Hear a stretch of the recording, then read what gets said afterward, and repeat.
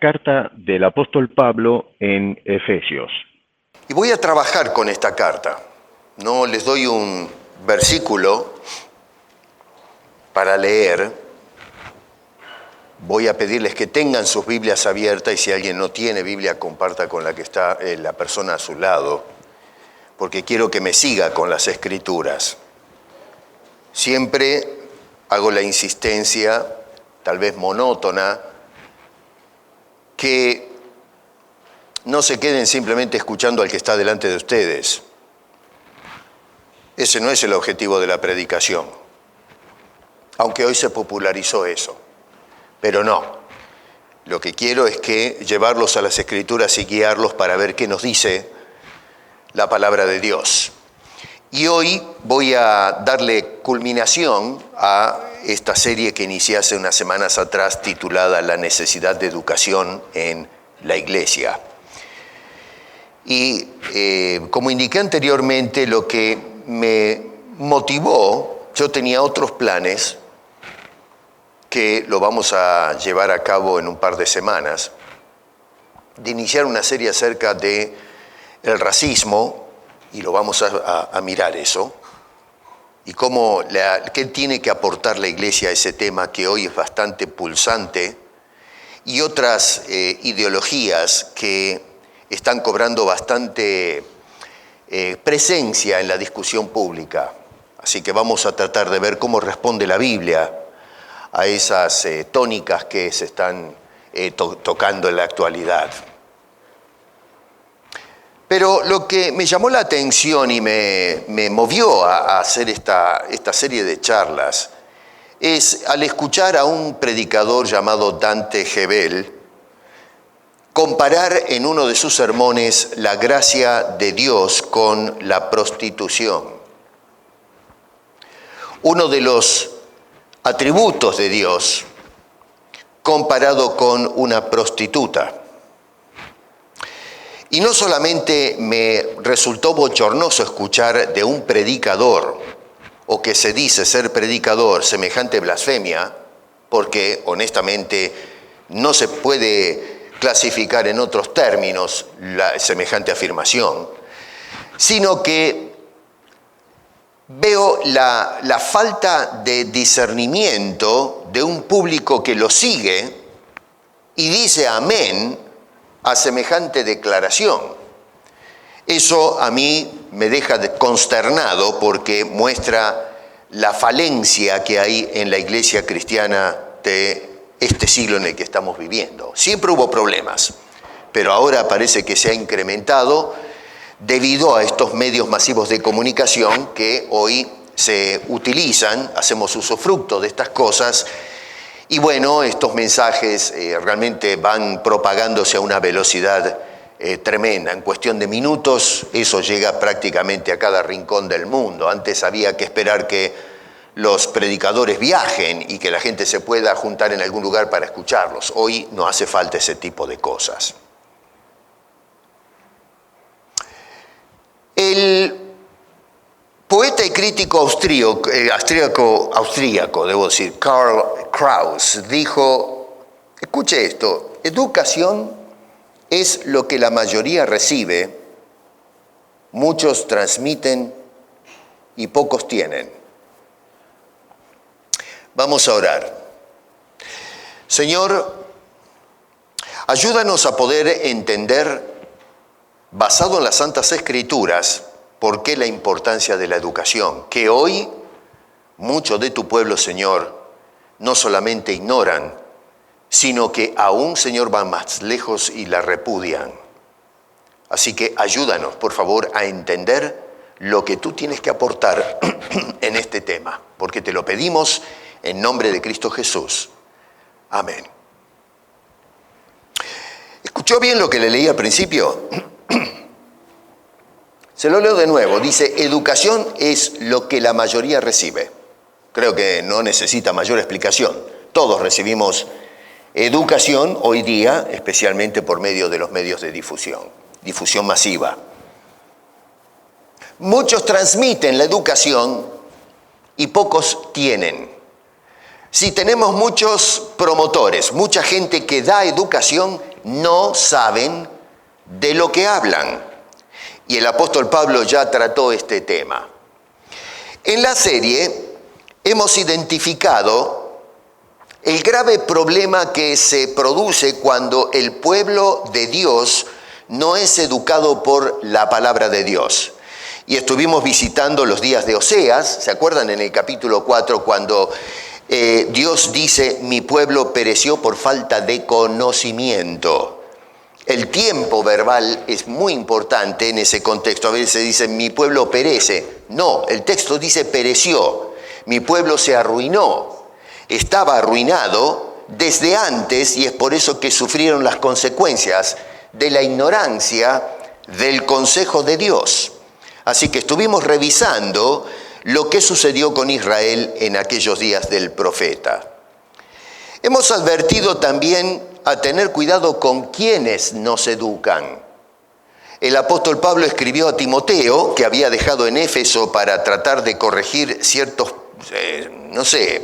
cosas raras que se estaban enseñando, y entonces vuelve a escribir, o escribe, mejor dicho, hasta donde sabemos, la primera carta. No sé si le ha escrito otras, no tenemos registro de eso.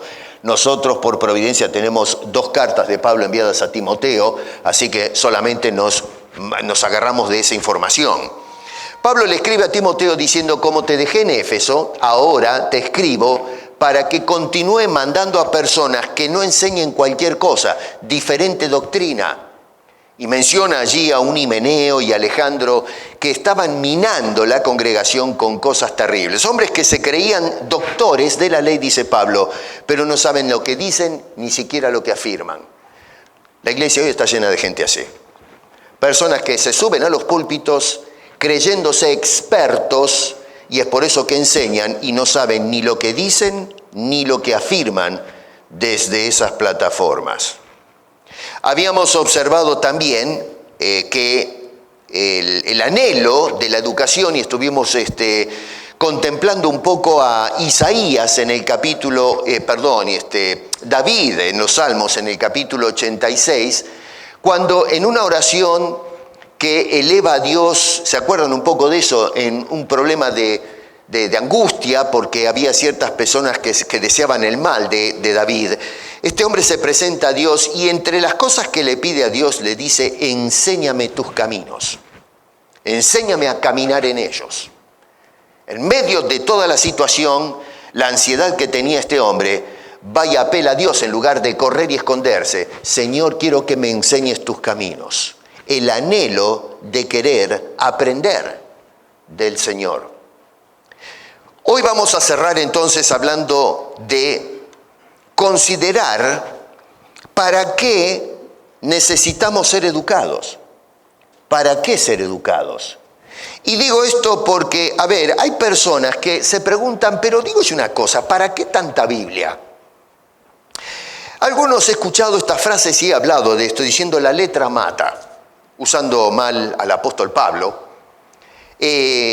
La teología enloquece.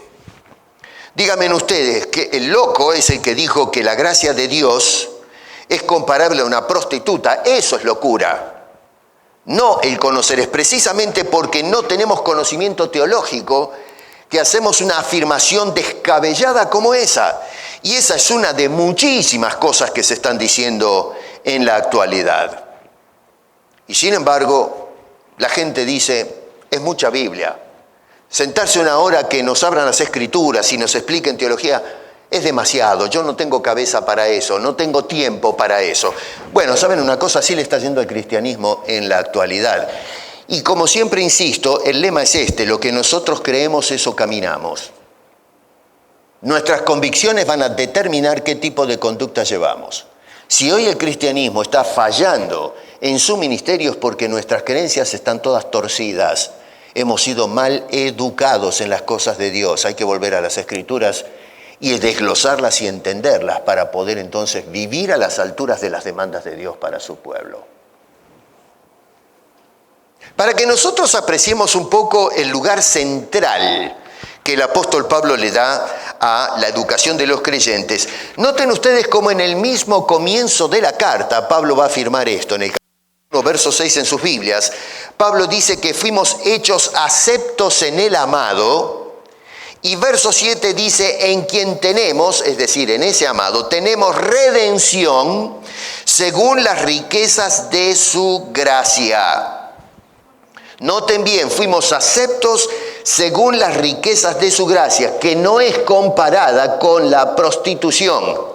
Pablo en ningún momento, aunque inserta el tema de la gracia, no ven ustedes que lo relaciona, como dice este caballero, que tenga algo que ver con ese tremendo pecado. Y quiero que observen ustedes el tratamiento que Pablo le da, por cierto, a la gracia o al tema de la gracia a través de toda la carta.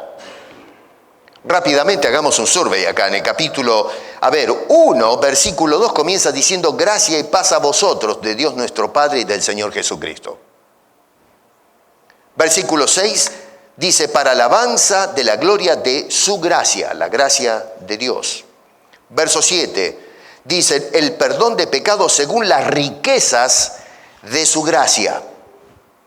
Capítulo 2, versículo 5, aún estando nosotros muertos en pecado, nos dio vida juntamente con Cristo, por gracia sois salvos. Lo repite de nuevo en el verso 8, por gracia sois salvos. Capítulo 3, versículo 2, dice, si es que habéis oído de la administración de la gracia de Dios que me fue dada para con todos vosotros. Versículo 7, hecho ministro, esto está hablando el apóstol Pablo, por el don de la gracia de Dios. No porque él quiso, sino porque Dios quiso, y no porque lo merecía o porque fuese un gran teólogo, sino por la pura gracia de Dios, es el favor de Dios. Verso 8, en la segunda parte, me fue dada esta gracia de anunciar el Evangelio. Capítulo 4, verso 7, a cada uno de nosotros, ¿sí? No solamente Pablo, pero tú que estás sentado ahí, todos los creyentes, a todos, a cada uno de nosotros fue dada la gracia conforme a la medida del don de Cristo. Y termina la carta en el capítulo 6, verso 24, diciendo la gracia sea con todos los que aman a nuestro Señor Jesucristo, con verdad, por supuesto. Así que se dan cuenta que Pablo no trata, esto es una cosa rápida que estoy haciendo ahora, para que vean la solemnidad con que el apóstol Pablo trata el tema de la gracia. Lo toma muy en serio este caballero, nosotros no. Nosotros comparamos la prostitución con una ramera, la gracia con una ramera. Es una cosa increíble. Y el pueblo hoy le da un aplauso a eso, no se escandaliza. Si ustedes ya les comenté los comentarios que escribían las personas dándole gracias a Dios por semejante predicación que había transformado sus vidas. ¿En qué? Díganme ustedes, ¿en qué transforma mi vida comparar un atributo de Dios con la prostitución? Es algo desconcertante. Entonces, volviendo otra vez a lo que dije al inicio, en el capítulo 1, cuando este hombre nos habla de la educación, note lo que dice. Dice, gracia que, versos 8 y 9, dice este hombre, que hizo sobreabundar para con nosotros en toda sabiduría e inteligencia, dándonos a conocer el ministerio de su voluntad según su beneplácito, el cual se había propuesto en sí mismo. Está hablando de Dios ahí. Observa cómo el apóstol Pablo, con una calidad que solamente viene de la inspiración, está empezando la carta dándonos pautas teológicas y entre ellas incluye la necesidad de ser educado, como Dios nos está instruyendo a nosotros, y habla de sabiduría e inteligencia. La sabiduría se trata de la aplicación correcta en nuestras vidas prácticas de lo que aprendemos, de la palabra de Dios. Y la inteligencia que menciona allí es la capacidad de cada hijo de Dios para adquirir conocimiento, para comprender, para poder analizar, razonar, aprender. Hoy lo que tenemos es un cristianismo cargado de brutos, de gente bruta. Una persona que dice que la gracia de Dios es comparable a una prostituta es un bruto que no sabe de lo que habla. Y es una persona que embrutece al pueblo de Cristo, que el Señor quiere sacar del enanismo espiritual, quiere sacarlos del embrutecimiento del pagano para poder contemplar y penetrar las grandezas de un Dios que sin su revelación es imposible llegar a conocer. Y sin embargo lo que hacemos es tirarle piedras a la gloria de ese Dios diciendo barbaridades. Y la gente aplaude eso. La cantidad de plata que mueve ese ministerio, la cantidad de gente que subvenciona con su dinero semejantes barbaridades. Pagan para que una persona diga desde el púlpito barbaridades acerca de Dios. Vamos a mirar en líneas generales cómo el apóstol San Pablo va entonces a enfatizar el rol central que tiene la educación o la instrucción a través de toda esta carta, en especial para que nosotros seamos educados o capacitados, que no nos quedemos en el enanismo intelectual cuando se trata de las cosas de Dios, sino a ser instruidos, a ser elevados, pero instruidos y elevados debidamente, porque hay gente que está instruyendo, pero instruyen mal las cosas de Dios. ¿Para qué somos instruidos? ¿Para qué somos enseñados por la palabra de Dios? Bueno, el apóstol Pablo nos va a dar algunas respuestas. Número 1, capítulo 1, versos 15 al 23, para adquirir conocimiento progresivo. En el versículo 15, Pablo va a destacar la fe, el amor, la fe y el amor, debo decir, de estos creyentes, los creyentes en Éfeso. Miren ahí en sus Biblias que este hombre lo que está destacando es esas cualidades. Estos creyentes de Éfeso, la gente que tenía fe, eran sólidos y que tenían amor los unos para con los otros. Sígame con su Biblia, ahí está. Voy a ir corriendo porque no podemos hacer una exposición de toda la carta, son 6 capítulos, no nos vamos más. Así que corro un poquito. Así que lo primero que vemos es a Pablo destacando esas cualidades, la fe y el amor que tenían los creyentes. La segunda cosa, verso 16, Pablo confiesa una constante oración a favor de esos creyentes. Dice que está orando. Ahora, la pregunta es, ¿cuál es el gol de la oración del apóstol San Pablo? ¿Qué es cuando este hombre conversa con Dios, cuando ora? ¿Qué es lo que le está pidiendo a Dios? Ahora, no se enfoca en la oración en la prosperidad de los cristianos. Señor, te ruego que abras las ventanas del cielo, el banco celestial, y que los llenes de dinero. Este pueblo que siembra, bueno, ahora que recojan abundantemente de tus graneros. Estoy diciendo las pavadas que dicen hoy día, ¿no? Usan todo este lenguaje poético.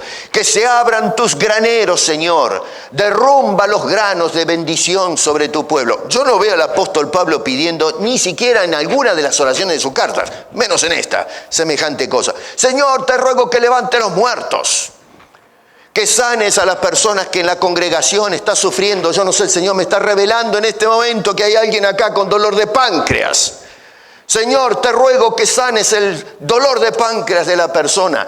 Hay un hermano que tiene ataque de caspas, no tiene pelo. Y sin embargo, oramos pidiendo ese tipo de cosas. Y usted puede llenar los espacios en blanco de las cosas que piden. Bueno, mire lo que pedía el apóstol San Pablo, que sí sabemos que es un apóstol de Cristo y un hombre verdadero de Dios, no los charlatanes que han pululado hoy día dentro de las iglesias. No piden manifestaciones, señales, don de lengua y cosas por el estilo, que caigan luces del cielo, oro celestial. Ahora, noten ustedes que este hombre ora, verso 17, para que Dios les dé espíritu de sabiduría y de revelación en el conocimiento de Él. Entiéndase el pronombre no de Pablo, sino de Dios. ¿Estamos claros en eso? Pablo le está orando a Dios diciendo: Señor, te ruego que les des a estas personas espíritu con minúscula, porque no es el espíritu de Dios en este caso, el espíritu de sabiduría, que tengan un espíritu de comprensión, de conocimiento acerca de Dios. Yo le doy papel y lápiz a la iglesia contemporánea y le pregunto: hágame una lista de los atributos de Dios. Y no saben qué escribir. La gracia, el amor, la justicia, y chao, se terminó.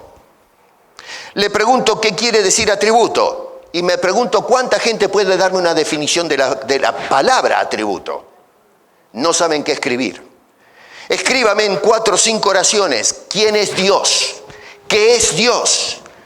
Y le aseguro que es poco el pueblo que puede escribir algo. ¿Y por qué llegamos a esa situación? Porque no estamos educados. No se nos enseña quién es Dios. Y Pablo por eso oraba para que esta gente, en una sociedad pagana como era Éfeso, llena de dioses y de creencias raras, pudiese adquirir conocimiento correcto, preciso de quién es Dios realmente. Yo me pregunto cuánta gente ora hoy pidiendo a Dios: Señor, alimenta con conocimiento a tu pueblo. Quiero que tomen nota cómo se destacan 4 cosas en esos versículos. 1, fe. 2, amor. 3, oración. 4, conocimiento. El conocimiento tiene un lugar preponderante en la vida de los creyentes. Fe, amor, oración, conocimiento. La fe tuya como creyente. El amor que debemos tener como creyentes, la oración que se eleva a favor de los creyentes en este caso, y número 4, el conocimiento que adquieren en forma acumulativa los creyentes. En la actualidad nosotros hoy no tenemos ningún problema en la iglesia evangélica contemporánea de aceptar los 3 primeros conceptos: la fe, el amor y la oración. Pero el conocimiento quedó descartado. Eso está completamente fuera de la ecuación. En la iglesia hoy se habla de fe. Tienes que tener fe, hay que amar, tenemos que orar. Pero conocimiento, eso es cosa de locos. Porque el conocimiento envanece, el conocimiento enloquece. El conocimiento es eso de los teólogos o los seminaristas. Pero acá en la iglesia el conocimiento no, a nosotros dennos comida suave. Bueno, así nos está yendo en la iglesia contemporánea. ¿Se da cuenta que el asunto es delicado, es serio y tenemos que tratarlo? Yo sé que es algo urticante, produce a lo mejor una picazón, pero son temas que tenemos que tratar. Por algo están en las Escrituras. ¿Cómo es que se adquiere ese conocimiento del cual implora el apóstol Pablo a Dios? ¿Cómo adquiero yo ese conocimiento, ese saber? Esa capacidad de poder comprender mejor quién es Dios. Número 1, viniendo de Dios mismo. Pablo le está pidiendo a Dios en oración para que Dios envíe el conocimiento. No Pablo, no los que Pablo organizaba para que vayan a enseñar, sino Dios. Pero ¿y entonces a dónde queda el apóstol Pablo? Bueno, el tema es que Pablo es el vehículo de Dios para impartir el conocimiento. Nosotros hemos sacado a Dios de la ecuación y en lugar de dejar que los hombres sean vehículos de Dios, ellos son nuestros dioses, son nuestros maestros, nuestros caudillos. Los seguimos a ellos. La palabra de esos hombres es sagrada, no la palabra de Dios. Porque si realmente tomáramos en serio la santidad de la palabra de Dios, podríamos darnos cuenta que estos hombres no la están presentando. Se están presentando ellos mismos, están vendiéndose ellos mismos. Y todo, por supuesto, por una cuestión económica. Es un asunto de finanzas. Estos hombres se enriquecen a costillas del pueblo de Cristo. Pablo está orando para que la iglesia reciba conocimiento, pero conocimiento directo de Dios. Y Dios te imparte el conocimiento a través de su santa palabra. ¿Para qué creen ustedes que tenemos hoy la Biblia? La Biblia no es para dejarla en casa. La Biblia no es para leer un solo versículo y comenzar a dar discursos. Hoy los predicadores van caminando de punta a punta, gritando como desaforados. Leen un versículo y luego se mandan un tremendo discurso. Y uno dice, ¿pero qué aprendí hoy de la Biblia? Nada, absolutamente nada. No tenemos reverencia por la palabra de Dios, tenemos temor de meternos y sondear, bucear en el océano de las Escrituras para conocer el corazón de Dios. Un pueblo de gran ignorancia. Número 2, adquirimos conocimiento obrando Dios en nuestras mentes. Versículo 18, observa lo que dice, alumbrando los ojos de vuestro entendimiento para que sepáis. Dios nos imparte conocimiento para alumbrar nuestras mentes. Eso es lo que quiere decir alumbrando los ojos de vuestro entendimiento. Noten que Pablo no se refiere a alumbrar los ojos físicos. Pablo no está interesado en que veamos mejor. Por supuesto que podemos orar que el Señor nos dé mejor vista para poder leer mejor la Biblia, qué sé yo, ¿no? Pero eso no es la preocupación de Pablo para la iglesia. Es que el Señor pueda abrir nuestras mentes e iluminar nuestro entendimiento. Iluminar quiere decir hacerlo más claro, más entendible. Los ojos del entendimiento es lo que apunta a lo que realmente quiere Dios de cada uno de nosotros. Que aprendas de la palabra de Dios. Por eso el Señor la dejó a nuestro cuidado. Que podamos entender, hermano querido, las cosas espirituales de la forma que Dios las intencionó. ¿Y para qué tanto conocimiento? Algunos dicen, ¿pero para qué tanto? ¿Qué tanto lío? Bueno, Pablo dice, número 1, fíjate, verso 18, segunda parte, para que tengamos comprensión sobre cuál es nuestra esperanza. ¿Lo ven eso? Yo no estoy otra vez inventándome nada, le estoy abriendo lo que el apóstol Pablo está diciendo en las Escrituras. Alumbrar los ojos de vuestro entendimiento, ¿para qué? Para que sepáis cuál es la esperanza a que Él os ha llamado. Que tengamos una comprensión de qué es lo que estás esperando. Hermano querido, nosotros hoy, ¿qué esperas tú del mañana? Más plata.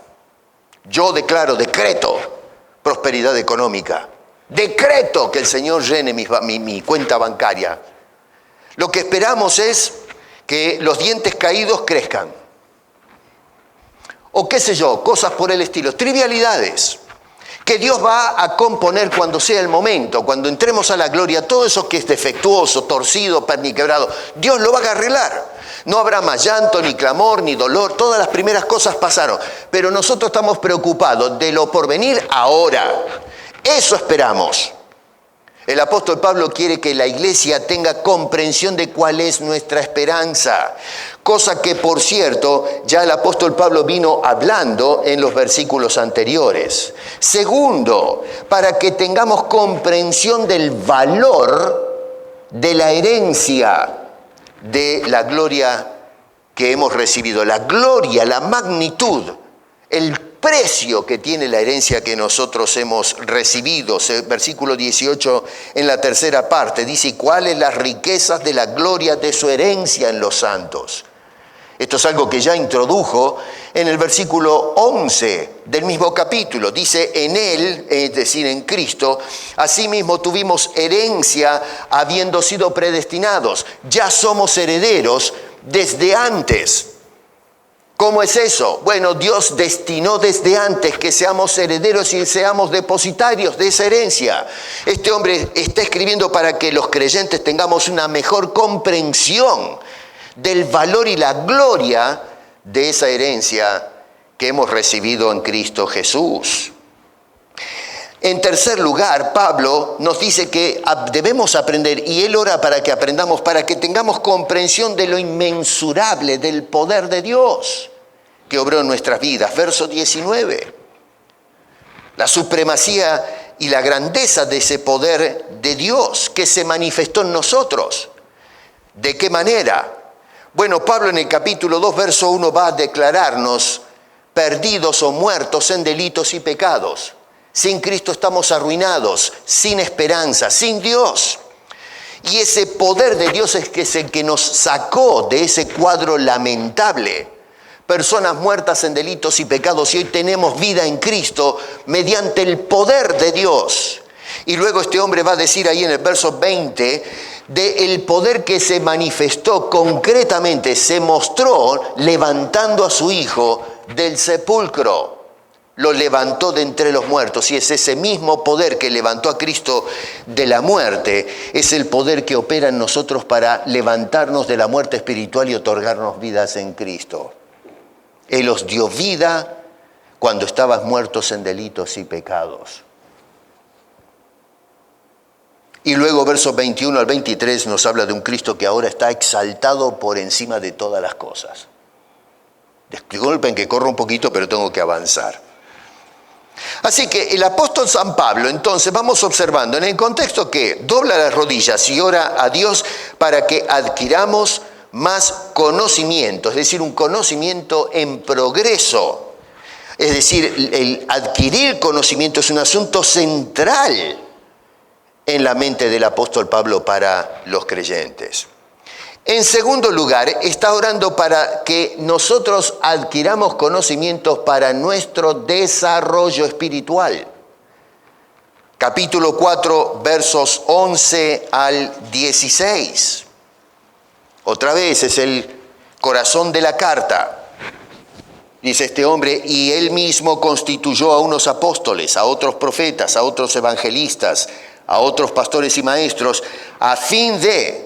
Y ahí es donde vamos a desmenuzar un poco algunas ideas. Es decir, ese a fin de quiere decir con el propósito de perfeccionar a los santos. Desarrollo espiritual. Las palabras claves que encontramos en esa sección, que van desde el versículo 11 al 16, después usted léala bien con detalle en casa, pero son, verso 12, edificación. Versículo 14, no seamos niños fluctuantes. Versículo 15, crezcamos. Verso 16, crecimiento. Observe bien cómo Pablo deliberadamente repite, usando esas palabras, la idea de desarrollo, crecimiento, que dejemos de ser niños para ser ¿qué? Persona crecida, adulta, desarrollada. Lo que busca es el crecimiento. Está usando quizás la figura de un edificio, que ahora vamos a mirar en detalle acá en eso, pero está hablando de algo que deja el cimiento y va elevándose, va creciendo, se va desarrollando. Está hablando de los creyentes, de la iglesia, una iglesia que se desarrolla, que crece espiritualmente. Ese es el objetivo de Pablo cuando da la enseñanza. Noten ustedes que es Cristo, dice ahí en el verso 11, quien constituyó los ministerios que menciona allí, no los hombres. Observe bien que dice Cristo. ¿Por qué subrayo esto? Bueno, estoy cansado de escuchar cómo hay personas que son hombres y constituyen hombres para el ministerio. Los apóstoles, los profetas, hoy todo este movimiento raro que hay en la actualidad.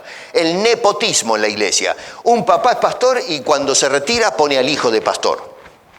Y si no tiene hijo, lo pone al sobrino. Y luego pone a la esposa del hijo para ser pastora y apóstola y qué sé yo, hasta arcángeles tenemos en la iglesia. Cualquier disparate, la gente dice amén a eso. ¿Pero qué dice Pablo? Dice que no son los hombres, ni siquiera el apóstol Pablo, que tenía autoridad apostólica, dice que él postuló a alguien. No, es Cristo quien es el que apunta a los ministerios. Claro, como no leemos bien la Biblia, pasamos de largo. Hablamos de los ministerios y no hablamos quién los constituyó. Y en este caso dice Cristo el que los constituyó. Esa parte la dejamos de lado. Bueno, la segunda cosa es la importancia de los ministerios. Son funciones, escúchame bien lo que le voy a decir ahora, funciones dentro de la iglesia, no puestos. No son cargos. El trabajo de esas personas mencionadas es funcional. No son personas para hacerse dueños de la iglesia. Son personas o funciones que ha dado Cristo a la iglesia. No dice que le dio a estos hombres la iglesia. La iglesia es de Cristo por derecho de redención. Y cuidando a la iglesia establece funciones para ministrar a esa iglesia. En ningún momento dice Pablo que Dios le dio la iglesia a estos individuos o a estas funciones o a estos caballeros. Hoy se hicieron dueños de nuestras iglesias. Son los jefes. Hacen lo que se les antoja. Y ojo con cuestionarlo. El ungido no se toca. El ungido de Dios hay que protegerlo. ¿Y qué de la santidad de Cristo, que es el dueño directo de la iglesia? Tiramos a Cristo por la ventana y le entregamos nuestras congregaciones a estos asaltantes que lo que hacen es un desastre con la predicación de la palabra de Dios. Funciones. Personas que desarrollan un trabajo, no jefes, no puestos de trabajo. El otro día escuchaba, perdón que estoy un poquito mal de la garganta, escuchaba de un pastor que abandonó la iglesia porque en otra iglesia le ofrecían más plata. No dio aviso previo, en algún lugar le dijeron, pastor, véngase para acá. No les importó a la otra iglesia robarse el pastor, porque esto tiene falla de todos lados. Acá podemos estar hablando de ética cristiana y la verdad censurar todo. Una iglesia, si yo, parte de esta iglesia, veo a una iglesia que tiene un pastor y voy y le robo el pastor a la otra iglesia y la dejo sin pastor, pero ¿cómo estamos pensando nosotros los creyentes? Bueno, lo que hicieron es contratar a este señor. Le vamos a pagar, ¿cuánto le pagan allá? 20, nosotros le vamos a pagar 30. ¿Y qué hizo el señor? Renunció y se fue de un día para el otro, dejó a la iglesia sin pastor. ¿Ese es el llamado del Señor? El Señor me llamó a pastorear una iglesia y dejar una iglesia sin pastor. Vamos, señores, ese señor no es pastor.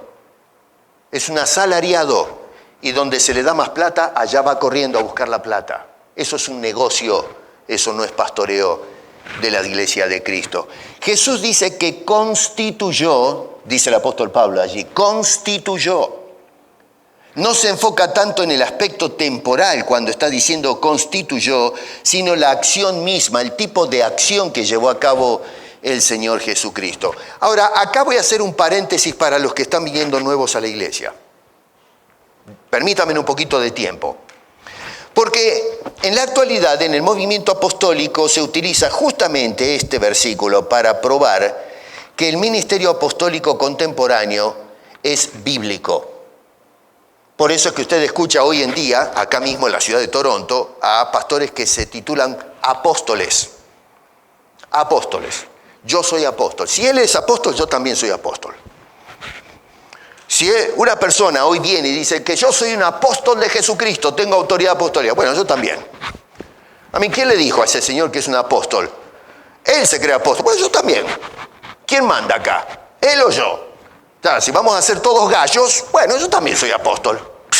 Total, si cada uno se va a nombrar, se va a poner la jineta o el título que quiere, yo también me pongo el título de apóstol.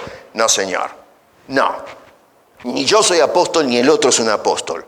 Pablo era un apóstol. Sin embargo, se agarran de ese versículo para justificar el ministerio apostólico y profético. Bueno, para poder entender lo que Pablo está diciendo ahí en ese capítulo 4, verso 11, tenemos que ver lo que viene diciendo anteriormente. Quiero que observen ustedes que dice en el verso 11, y él a sí mismo, o mejor dicho, él mismo constituyó, viene hablando de todo el contexto del capítulo 4. Cuando dice, yo pues, preso en el Señor. Ese pues está indicando, en español podremos decir por lo tanto, o debido a qué. Está ligando lo que va a decir en el capítulo 4, en estos versículos, con lo que viene diciendo anteriormente en la carta.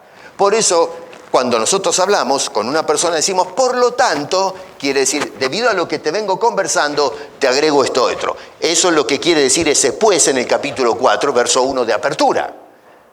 Y cuando Pablo introduce el tema de los apóstoles y profetas, ya vino hablando de este asunto anteriormente. ¿Dónde? Capítulo 2, síganme con sus Biblias. Déjeme que desmitifique la idea del apóstol contemporáneo. En el capítulo 2, en el verso 16, para abreviarle un poco la idea, está hablando de la reconciliación por medio de Jesucristo. En el verso 18 dice, porque por medio de Él es decir, de Cristo, el reconciliador, dice, los unos y los otros tenemos entrada por un mismo espíritu al Padre. Y noten que espíritu está con mayúscula. En este caso, cuando está con mayúscula en las Biblias, se refiere al Espíritu Santo. Para que conozcan cómo manejar la Biblia. Espíritu con minúscula habla del espíritu humano, en este caso el espíritu de sabiduría, de inteligencia. Pero cuando se habla del Espíritu Santo, usted va a encontrar que siempre se utiliza la mayúscula para ayudarnos a la comprensión en la traducción. Así que todos tenemos entrada por el mismo Espíritu, el Espíritu Santo al Padre. No es que el apóstol tiene más espíritu, tiene más cercanía, que yo como pastor tengo más espíritu que ustedes. No, Señor, todos tenemos el mismo espíritu y todos tenemos acceso al Padre por el mismo espíritu. Yo no soy más que ustedes, ustedes no son más que yo y nadie en el cuerpo de Cristo es más que nadie. Cristo es la cabeza de la iglesia. ¿Entendemos eso de una vez por todas? Y entonces este Señor, note lo que va a decir, verso 19, así que ya no sois extranjeros ni advenedizos, sino conciudadanos de los santos y miembros de la familia de Dios, todos nosotros, edificados sobre el fundamento de los apóstoles y profetas, siendo la piedra principal del ángulo, Jesucristo mismo, en quien todo el edificio bien coordinado va creciendo para ser un templo santo en el Señor, en quien vosotros también sois juntamente edificados para morada de Dios en el Espíritu. Escuche bien lo que le voy a explicar acá. Pablo está usando la imagen de un edificio para explicarnos cómo Dios está edificando su iglesia. Los edificios son algo que nos facilita la comprensión de cómo Dios está edificando su iglesia, donde mora el Señor. Está indicando que los apóstoles y profetas pusieron el cimiento. Y Jesucristo es la piedra principal de ese cimiento. Usted saca a Cristo y es un cimiento arenoso. Pero entonces Cristo es la piedra que sostiene todo. Los apóstoles y profetas son la base. Los que entienden un poquito de construcción saben de qué estoy hablando. Usted no puede poner las paredes y el cimiento en el tercer piso. ¿Estamos? No, el cimiento es la base. Entonces los apóstoles y profetas fueron los que pusieron la base, teniendo a Cristo como la principal piedra, la base fundamental. Y luego dice que se va edificando sobre esa base de apóstoles y profetas el edificio que somos nosotros la iglesia. El ministerio apostólico actual le va a decir a usted que ellos están poniendo las bases de la iglesia. Lo van a escuchar hablar de eso, que ellos son apóstoles porque están poniendo los cimientos. Dime una cosa, los últimos 2000 años, ¿qué estuvimos haciendo la iglesia? Porque si todavía no hemos puesto los cimientos, Dios estuvo todo este tiempo cruzado de brazos haciendo absolutamente nada. Absolutamente nada. Y eso es una blasfemia. Los apóstoles y profetas ya fueron comisionados para poner las bases, y una vez que se puso el cimiento ya no se necesita más a la persona que pone el cimiento. Ahora se necesitan los edificadores, que son edificados. Ni siquiera nosotros nos autoedificamos, es Dios edificando, y tú eres la piedra, el ladrillo, la piedra viva que va poniendo Dios. De esta manera va creciendo el pueblo de Dios, se va incrementando, se va edificando el edificio donde Dios hace morada. Entonces, cuando el apóstol Pablo habla en el capítulo 4, verso 11, de las funciones, apóstol, profeta, evangelista, maestro, pastores y maestros, está hablando cómo Dios está edificando la iglesia, y Dios ya puso el cimiento, y por eso menciona los apóstoles y profetas en el verso 11. Ese ministerio ya terminó, ya se cumplió, ya se puso la base. Ahora nosotros estamos siendo edificados sobre esa base. ¿Qué es ese cimiento? La doctrina apostólica. Uno pregunta, bueno, es el cimiento de los apóstoles, pero ¿qué cimiento pusieron? ¿De qué se trata? ¿De qué está hablando Pablo? ¿Qué quiere decir que Cristo es la piedra principal del edificio? Jesús le dijo a los discípulos, vayan por todo el mundo y hagan discípulos enseñándoles que guarden las cosas que os he mandado. La doctrina parte del mismo Señor. Le enseñó a ese grupo de hombres lo que ellos después tendrían que enseñar a la iglesia. Así que Cristo es la piedra principal donde inicia la construcción. Los apóstoles son los que reciben la enseñanza o la doctrina política, y ellos son los que pusieron esa base para la iglesia, que es la doctrina de los apóstoles. Y ahora hemos de edificar sobre la enseñanza de esos apóstoles, no las pavadas que se enseña hoy en la iglesia, que lo que menos hace es mostrar doctrina apostólica. Dígame usted, ¿qué apóstol enseñó que la gracia de Dios es como una prostituta? Pero ¿en dónde encontramos semejante cosa? ¿Vamos a decir amén a semejante barbaridad teológica? Bueno, la iglesia dice a eso hoy, amén. Sí, me bendijo mi vida, semejante cosa. Bueno, así nos va.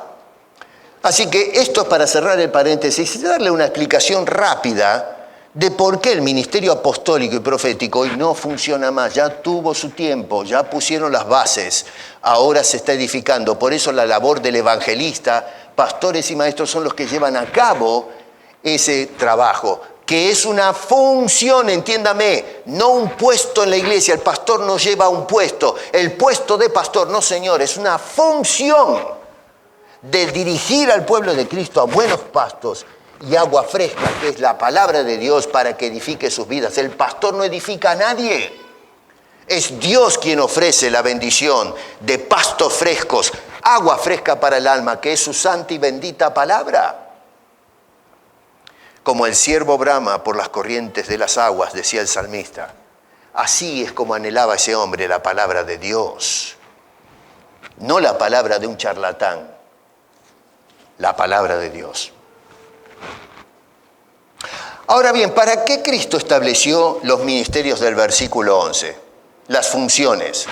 Dice, otra vez, mire, Él mismo constituyó a unos apóstoles, a otros profetas, pero bueno, ¿pero para qué? ¿Cuál es el gol de que se hayan establecido estas cosas? Bueno, mire uno, versículo 12, a fin de perfeccionar a los santos.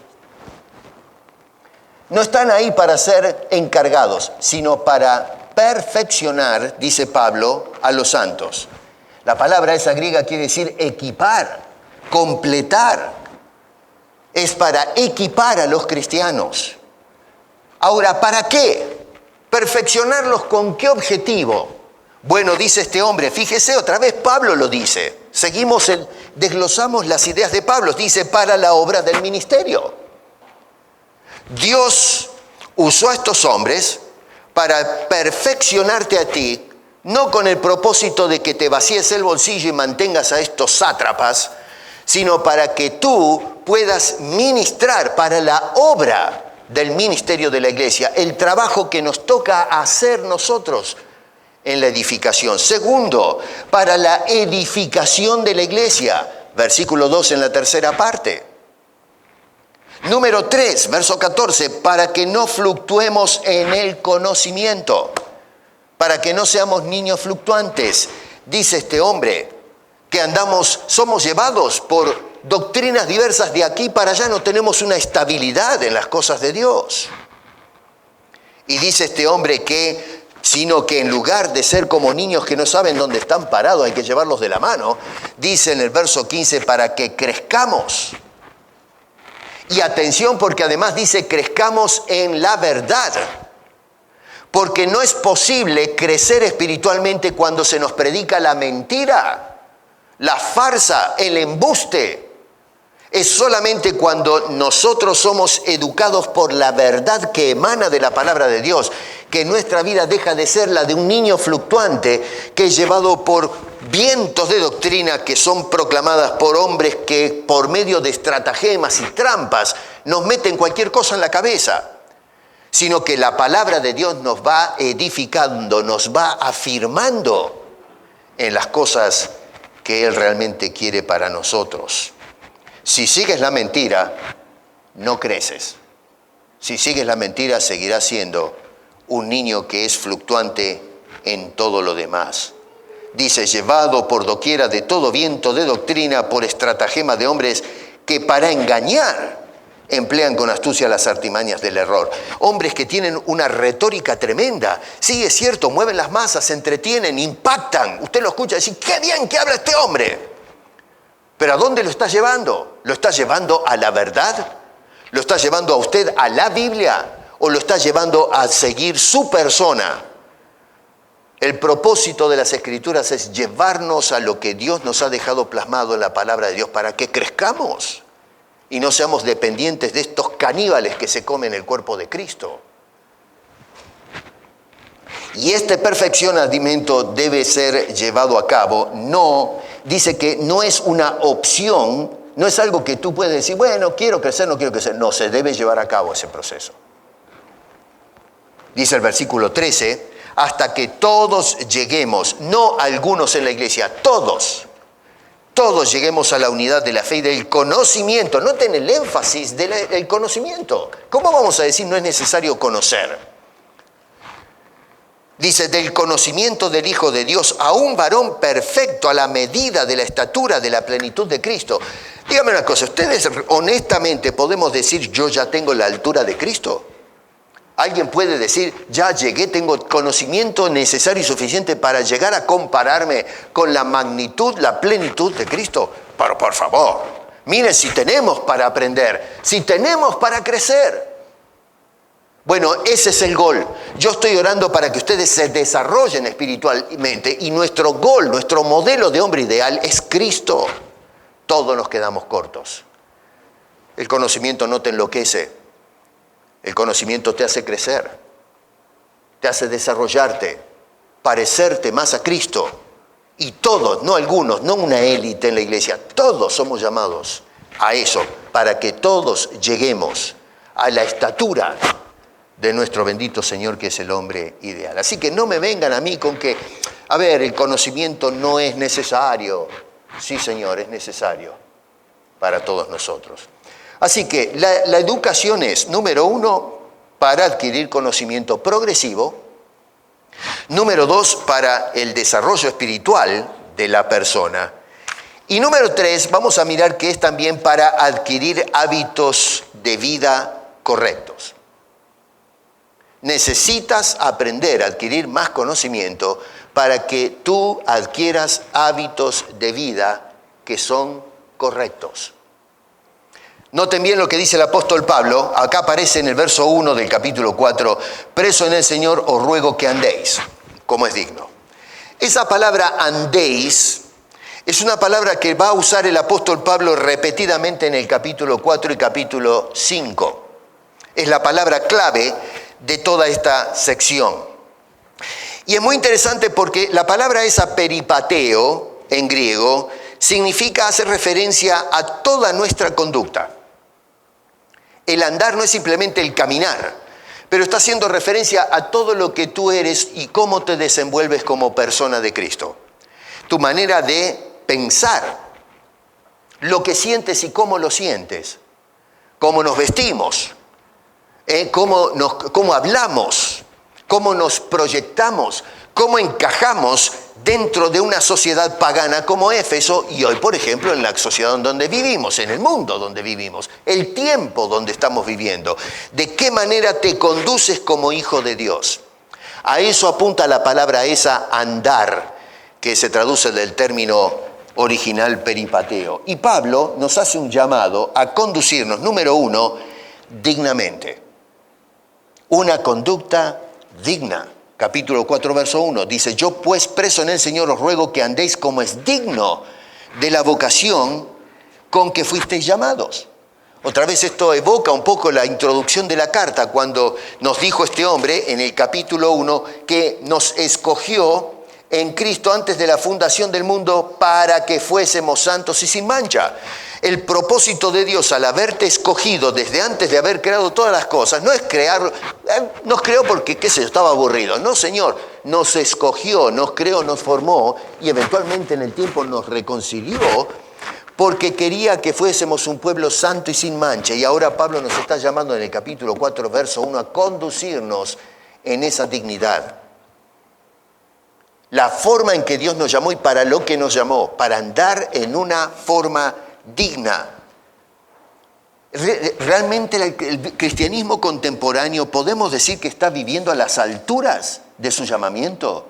¿Estamos llevando vidas dignas de un verdadero hijo de Dios?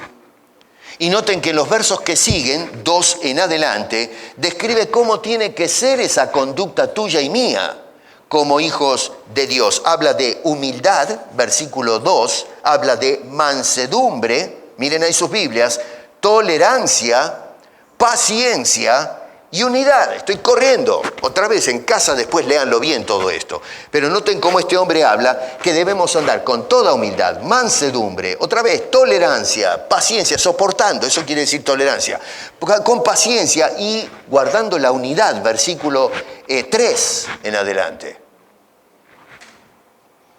No solamente una conducta digna con esas características, sino una conducta distinta, una conducta diferente al resto de la gente. Capítulo 4, verso 17.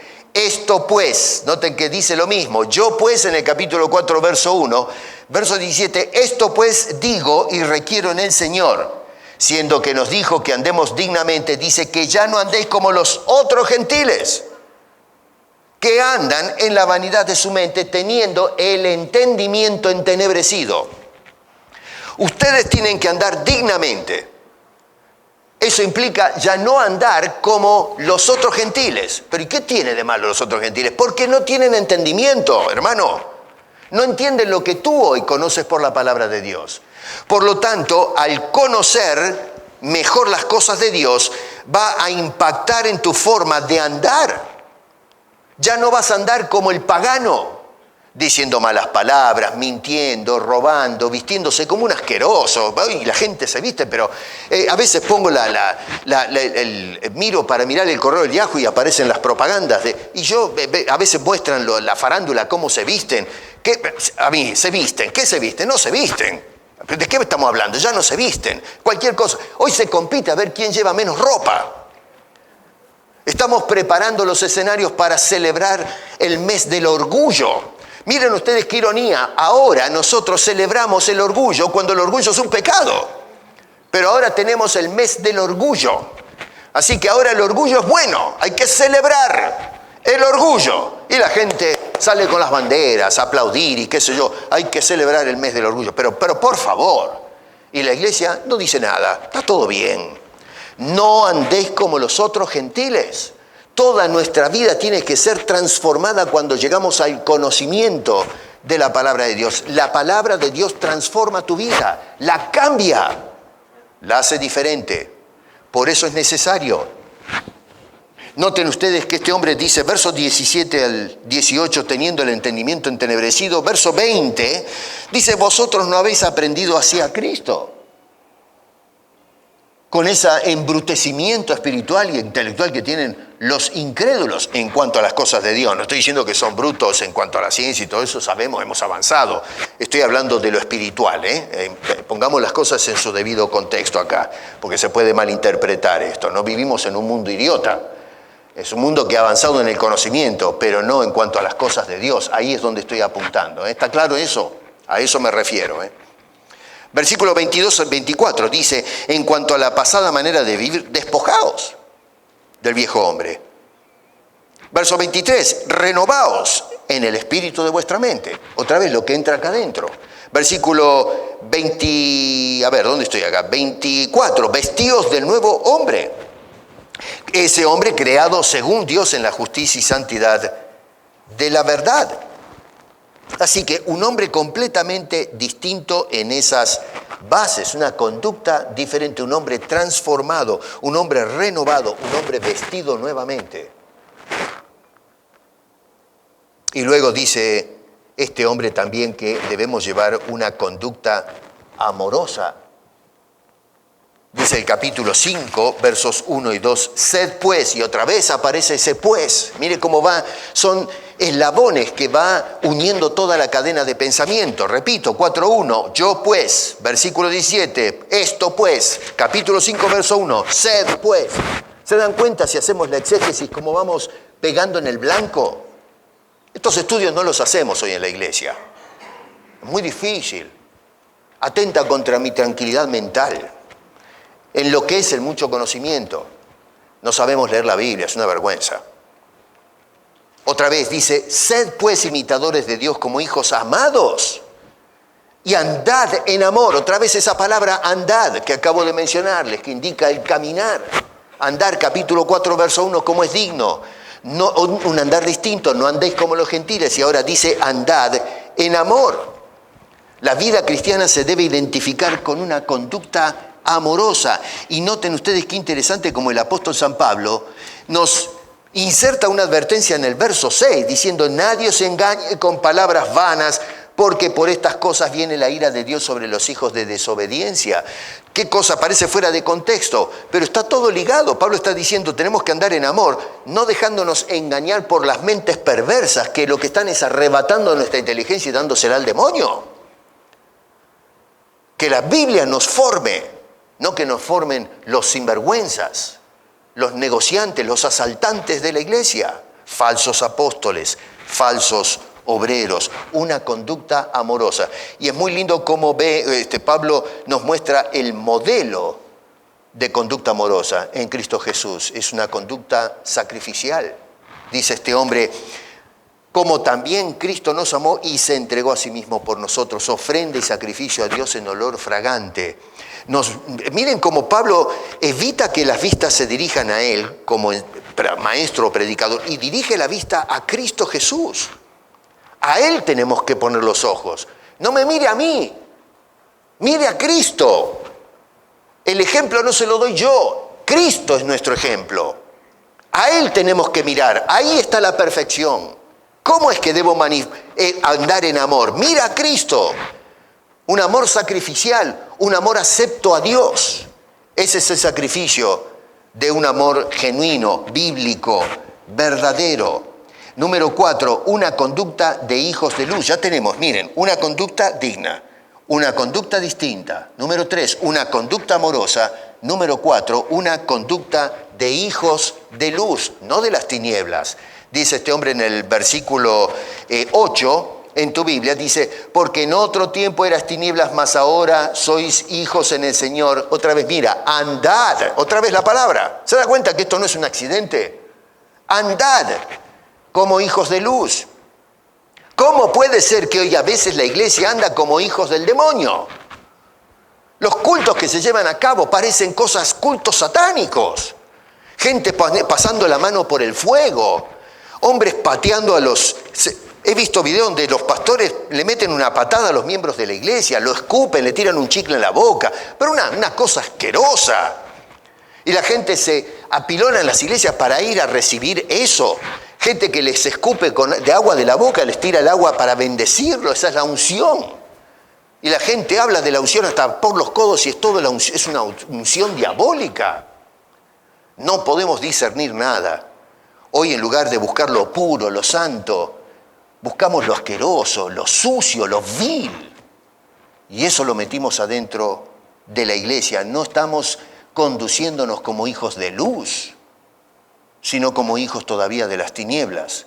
Como los otros gentiles que no les amaneció el evangelio, están muertos en delitos y pecados. Una conducta como hijos de luz. Y todo esto se manifiesta, estas cosas positivas me refiero, una conducta correspondiente, una conducta distinta, amorosa y como hijos de luz, cuando nosotros estamos controlados no por el pastor, los apóstoles, sino por el Espíritu de Dios. Por eso este hombre dice ahí en el verso 18, otra vez la cadena de ideas, no os embriaguéis con vino, en lo cual hay disolución, antes bien sed llenos del Espíritu Santo. ¿Qué quiere decir llenos en el contexto? Otra vez, hoy esa teología rara de que es que Dios vacía, ¿no es cierto? Como está en este auto, este vaso que tengo acá, es un vaso medio lleno, pero no lleno. Bueno, hay cristianos medio llenos, no completamente llenos. Bueno, eso es teología falsa. La Biblia dice que nosotros somos sellados con, no parte o porcentaje del Espíritu Santo. O lo tienes o no lo tienes. Si eres un hijo de Dios, Dios te selló con el Espíritu. No, que tienes que orar para pedir más del Espíritu de Dios. ¿De dónde sacas eso en la Biblia? ¿Dónde está eso? La Biblia dice, o lo tienes lleno o no lo tienes. Dice este hombre, no se dejen influenciar por el mosto que nos hace, inhibe nuestra conducta y terminamos haciendo cualquier cosa, o peleamos o lloramos y hacemos un desastre.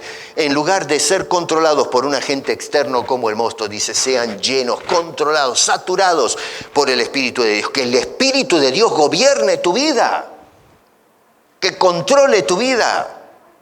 Porque solamente cuando somos controlados por el Espíritu de Dios es que podemos entonces andar con dignidad. Podemos andar diferente. Podemos andar en amor. Y podemos andar como verdaderos hijos de luz. Y no todo lo contrario. O sea que, para ir resumiendo, en definitiva podemos apreciar a través de la carta esta a los Efesios, yo hice un resumen nada más, para que podamos ser educados. ¿Qué está haciendo Pablo acá? Nos está educando, nos está enseñando.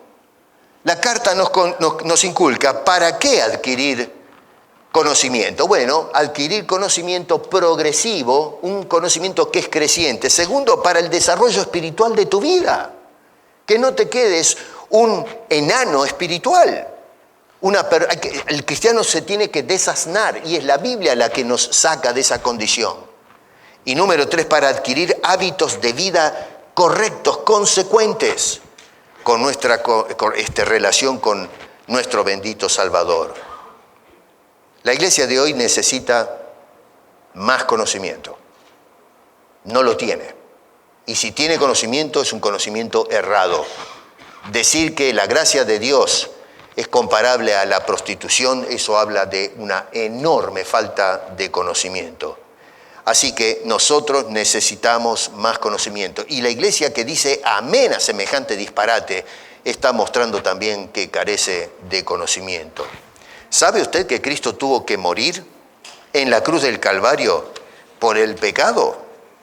La perfecta vida de nuestro Señor Jesucristo fue derramada en esa cruz por el pecado. Y yo voy a comparar la gracia del Dios que mandó a ese Cristo a morir en la cruz por el pecado, con la prostitución. Pero ¿se dan cuenta lo grave del asunto?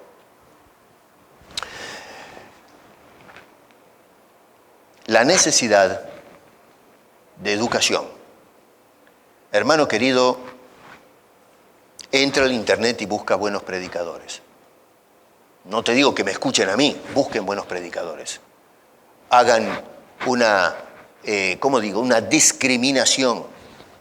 Y no solamente eso, pero quiero que te sientes a escuchar los mensajes y analiza lo que estás escuchando.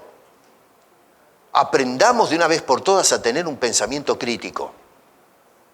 No te fijes en el nombre de la persona o cuántos títulos tienes colgados en la pared. Yo tengo los míos guardados en un cajón. No quiero que vean los títulos. Yo quiero que vean el contenido de lo que hablo. No lo que dicen mis labios, sino el contenido de lo que dicen. Y de la misma manera que quiero que critiquen a los predicadores, quiero que lo hagan conmigo. Yo no soy la excepción, yo estoy metido en la bolsa igual que los demás. Quiero que aprendas a pensar por ti mismo, dirigido por el Espíritu de Dios. No seas un seguidor de hombres, hazte un seguidor de Cristo, obedece a Cristo. No te quedes con el enanismo espiritual diciendo, es que esto es muy difícil, la enseñanza enloquece. No, Señor, vas a estar loco si no te haces de la enseñanza de la palabra de Dios. La palabra de Dios no enloquece, sana la locura. Nos abre el entendimiento, nos hace comprender los misterios ocultos que ahora son revelados a través de la Santa Escritura. Ese es, hermano querido, mi más profundo y sincero deseo para todos ustedes. Mi oración es que Dios te otorgue espíritu de sabiduría y de revelación, como lo deseaba el apóstol Pablo para la iglesia, en el conocimiento de Dios, de tu Salvador, el que te dio la vida eterna, el que te va a llevar a la gloria eterna, el que te dio la herencia inmaculada, sin defectos, sin mugre, sin nada corrompido, algo que es cristalino y para siempre. No dejes de ser un niño fluctuante que es llevado por todo viento de doctrina para cualquier lado, sino que seas un creyente bien parado y que le lleva gloria y honra a nuestro bendito Dios, que jamás puede ser insultado de la forma que se hizo desde un púlpito. La gracia de Dios no se compara a un pecado, es purísima y toda santa, y debemos estar eternamente agradecidos porque es por esa gracia de Dios que tenemos la vida eterna, la salvación y el perdón de nuestros pecados, la necesidad de educación en la iglesia cristiana. Padre, gracias te damos por haber preservado las Sagradas Escrituras, porque es el mapa de ruta para tus hijos. No solamente el mapa que nos ayuda a cómo navegar en cuanto al conocimiento de las cosas espirituales, sino a cómo caminar como hijos tuyos. Ayúdanos, Señor, porque hoy la iglesia está saturada de ignorancia, está siendo llevada por hombres que no deberían estar en los púlpitos. Por favor, Señor, pon funciones en la iglesia que lleven las mentes y los corazones a los pies de esa bendita cruz, para que podamos ser rescatados y luego enseñados por el Maestro de Maestros, que nos ha de nutrir con la santa palabra, que nos da luz y nos da esperanza. A ti te damos la honra y a ti te damos la gloria. Y yo te pido, Señor, el perdón, que perdones el pecado que se comete cuando se utilizan tus atributos y se los compara con el pecado. Perdónanos, Señor, por ser indiferentes a estas cosas. Si alguien no te conoce, háblale al corazón para que venga a los pies de Cristo y de esa manera pueda comenzar esta aventura de enseñanza espiritual a través de tu santa palabra. Te lo pedimos en el nombre precioso de Cristo Jesús. Amén.